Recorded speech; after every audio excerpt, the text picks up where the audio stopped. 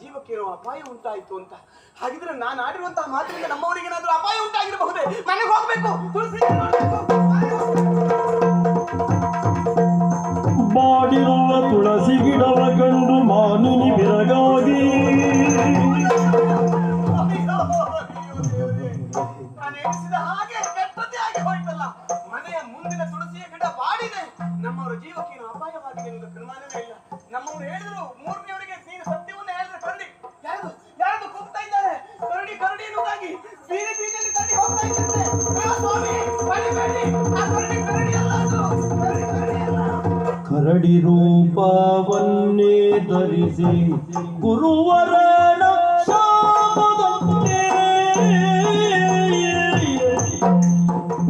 ಕರಡಿ ರೂಪವನ್ನೇ ಧರಿಸಿ ಗುರುವರನ ಶಾಪದಂತೆ ತೆರಳಿ ಮೆಲ್ಲನ ನೀರಿಸಿ ಬರುತ್ತ ಧರೆಯಳು ಮರಗಳ ಅಡರಿಕೊಂಡು ಚೆರಿಸಿ ಬಲಗಳನ್ನು ತಿಂದು ಬರುತ್ತರಾದ ಬೀದಿಯೊಳಗೆ ಸರಿದ ನಾಕ್ಷಣ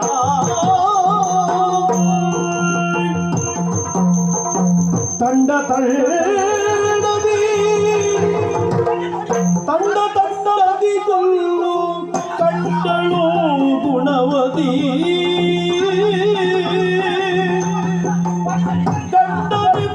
ಅರಿತಳು ಕರಡಿಯನು ಮಂಡೆಯ ಒಣಗೊಳ್ಳು ಬೆಟ್ಟಾಗಿ ಕರೆತಂದು ಮಂಡೆಯ ಒಣಗೊಳ್ಳು ಬೆಟ್ಟಾಗಿ ಕರೆತಂದು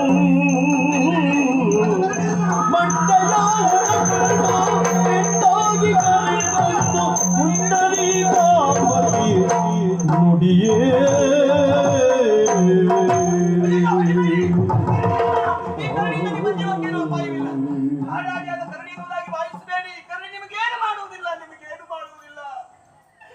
ಸ್ವಾಮಿ ಸ್ವಾಮಿ ಸ್ವಾಮಿ,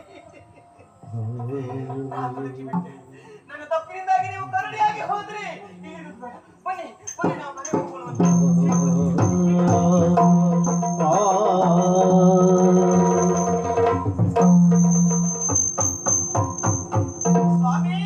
ಇದುವೆ ನಮ್ಮಯ ಗ್ರಹ ಅದುವೆ ನಮ್ಮಯ ಮಂಚ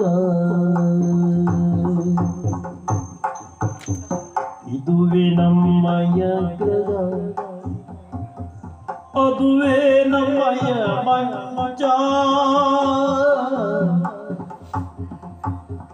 ಇದು ಬರೀದಾಯ್ತೆನ್ನ ಪ್ರಾರಾಬ್ಧವು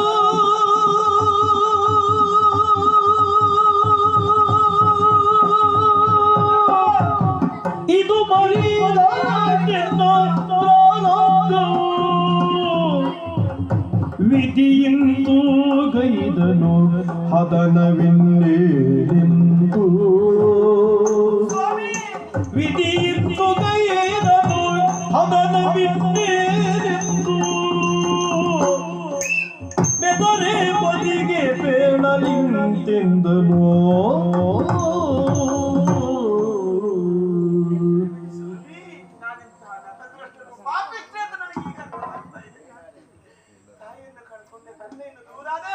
ನನ್ನ ಸರ್ವಸ್ವವಾಗಿರುವಂತಹ ನಿಮ್ಮನ್ನೇ ನಾನು ಕಳ್ಕೊಂಡು ಬಿಟ್ಟೆ ಸ್ವಾಮಿ.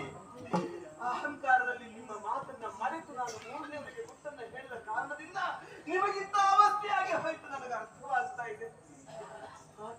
ಇಲ್ಲ, ನೀವು ನನ್ನ ಮೇಲೆ ಕೋಪವೇ ಸ್ವಾಮಿ.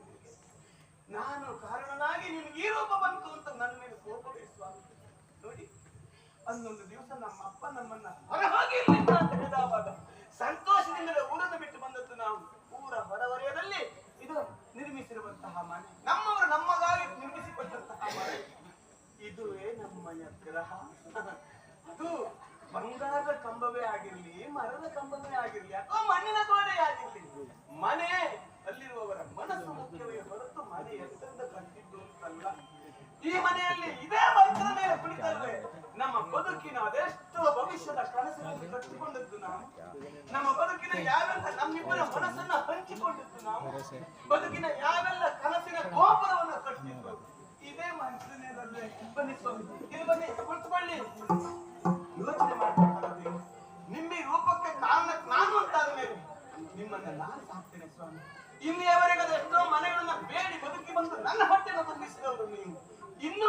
ನಾನು ಬೇಡ್ತೇನೆ ಸ್ವಾಮಿ, ನಿಮ್ಮ ಹೊಟ್ಟೆನ ನಾನು ತುಂಬಿಸ್ತೇನೆ. ನನ್ನನ್ನು ದಯವಿಟ್ಟು ಕ್ಷಮಿಸಿಬಿಡಿ ಸ್ವಾಮಿ, ನನಗೆ ತಪ್ಪಾಗಿ ಹೋಯ್ತು. ಮರುಗದಿರು ಮಾಲಿನಿಯೇ ಹರಗಿರಿ ಜಯರ ಪ್ರಾರ್ಥಿಸು, ಹರಗಿರಿ ಜಯರ ಪ್ರಾರ್ಥಿಸು, ದಯದೋರಿ ಸಲಹುವರಿನುತ ಸನ್ನೆಯಲು ತಿಳುಕಿದೋ.